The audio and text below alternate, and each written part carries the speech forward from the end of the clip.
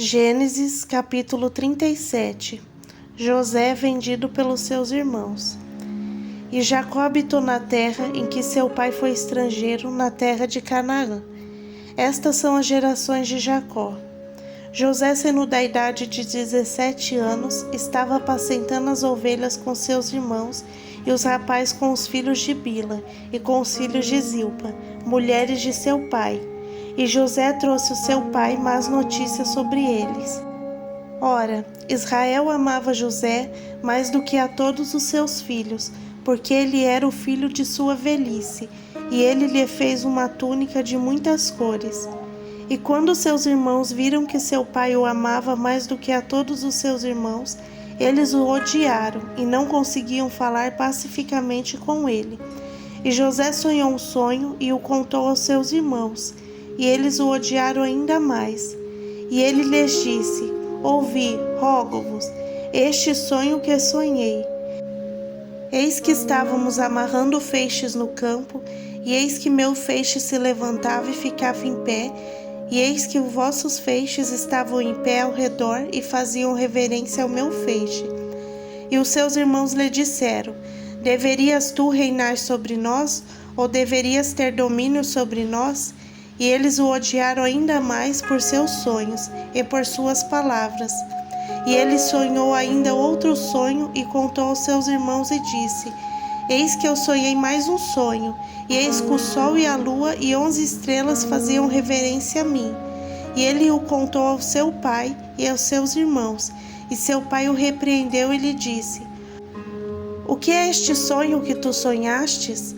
Iremos eu e tua mãe e teus irmãos de fato nos curvar diante de ti em terra? E seus irmãos o invejaram, mas seu pai observou o que se dizia.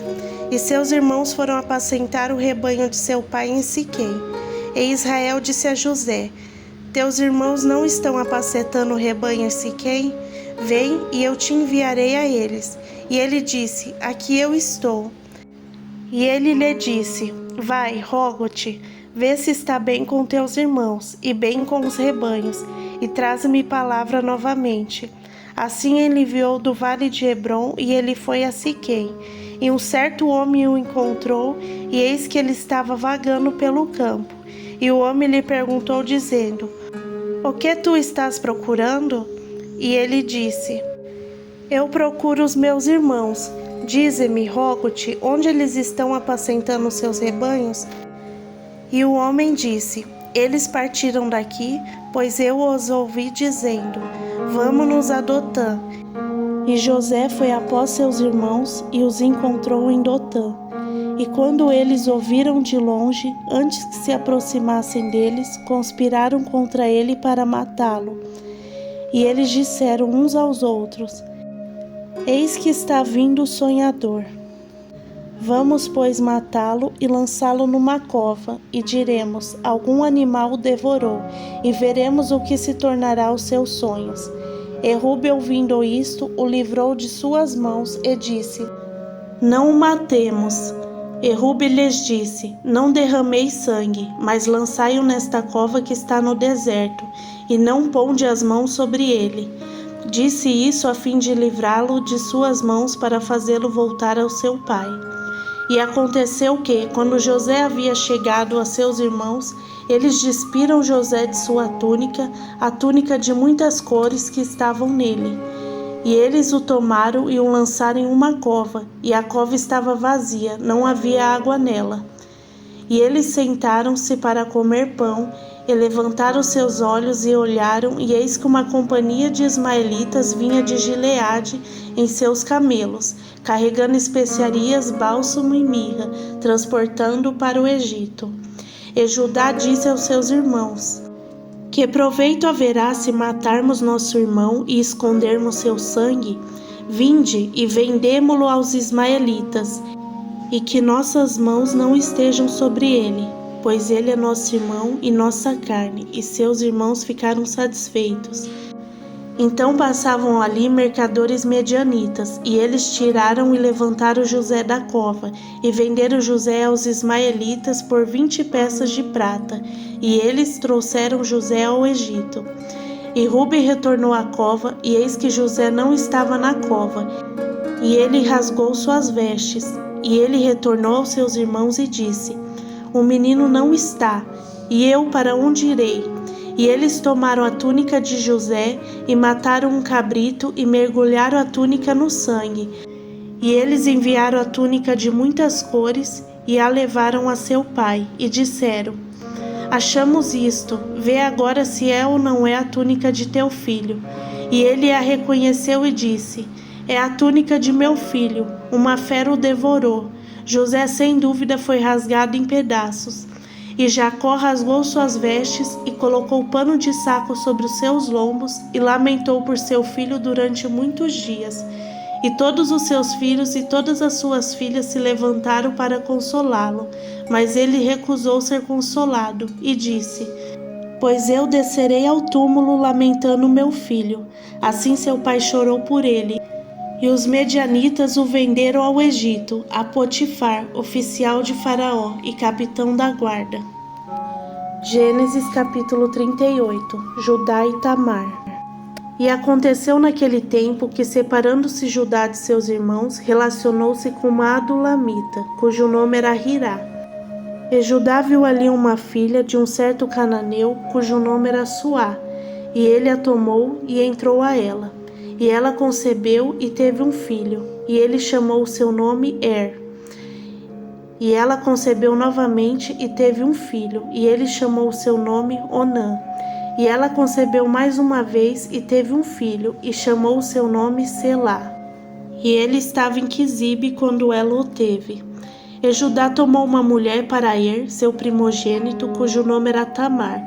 E o primogênito de Judá, foi mau aos olhos do Senhor, e eis que o Senhor o matou.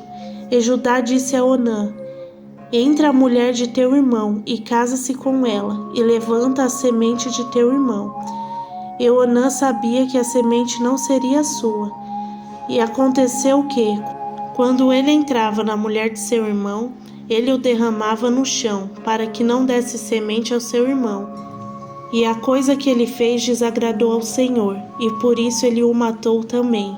E Judá disse a Tamar, sua nora: Permanece viúva na casa de teu pai, até que Selá meu filho seja grande. Pois ele disse: Para que porventura ele não morra também, como seus irmãos. E Tamar foi e habitou na casa de seu pai. E no decorrer do tempo morreu a filha de Sua, mulher de Judá, e Judá foi confortado. E subiu até seus tosqueadores de ovelha em Tina, ele e o seu amigo Hirá, o adulamita. E contaram a Tamar dizendo: Eis que o teu sogro sobe a Tina, para tosquear suas ovelhas. E ela tirou de si suas vestes de viuvez, e se cobriu com um véu, e enrolou-se e sentou-se em um lugar aberto, que fica junto ao caminho de Tina, porque ela viu que Selá havia crescido, e ela não havia sido entregue a ele por esposa. Quando Judá a viu, ele pensou que fosse uma prostituta, porque ela havia coberto a sua face.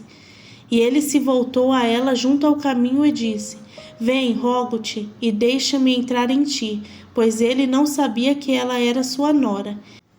E ela disse: O que me darás para que possas entrar em mim? E ele disse: Enviar-te-ei um cabrito do rebanho. E ela disse: Dar-me-ás um penhor até que eu o envies? E ele disse: Qual penhor eu te darei? E ela disse: Teu selo e tuas pulseiras, e o teu cajado que está em tuas mãos. E ele o deu a ela, e entrou nela, e ela concebeu dele. E ela, levantando-se, se foi, e colocou de lado seu véu, e pôs as suas vestes da sua viuvez. E Judá enviou um cabrito pela mão de seu amigo, o adulamita, para receber seu penhor da mão de sua mulher, mas ele não a encontrou. Então ele perguntou aos homens daquele lugar, dizendo: Onde está a prostituta que estava publicamente junto ao caminho? E eles disseram: Não esteve nenhuma prostituta neste lugar. E ele voltou a Judá e disse: Não pude encontrá-la, e também os homens do lugar disseram que não esteve nenhuma prostituta neste lugar. E Judá disse: que ela o tome para si, para que não sejamos envergonhados. Eis que enviei este cabrito, e tu não a encontrastes. E aconteceu que, quase 3 meses depois, contaram a Judá, dizendo: Tamar, tua nora, prostituiu-se, e também, eis que está com filho da prostituição. E Judá disse: Trazei-a e ela seja queimada. Mas enquanto era trazida, enviou a dizer a seu sogro: Do homem a quem estas coisas pertencem, estou grávida. E ela disse: Reconhece, suplico-te, de quem são essas coisas, o selo, as pulseiras e o cajado. E Judá os reconheceu e disse: Ela foi mais justa do que eu, porque não lhe dei selar meu filho, e ele nunca mais a conheceu. E aconteceu que, no tempo de seu parto, eis que havia gêmeos em seu ventre. E aconteceu que, quando ela deu à luz, um pôs para fora sua mão, e a parteira tomou e amarrou na sua mão um fio escarlate, dizendo: Este saiu primeiro. E aconteceu que, quando ela puxou de volta sua mão, eis que o seu irmão saiu. E ela disse: Como foi que rompestes? Esta brecha seja sobre ti. Por isso seu nome foi chamado Pérez. E depois saiu seu irmão, o que tinha o fio escarlate sobre a sua mão, e seu nome foi chamado Zerá. Chegamos ao final de mais um vídeo. Não se esqueça de se inscrever no canal e ativar o sininho para não perder os próximos vídeos. Até logo!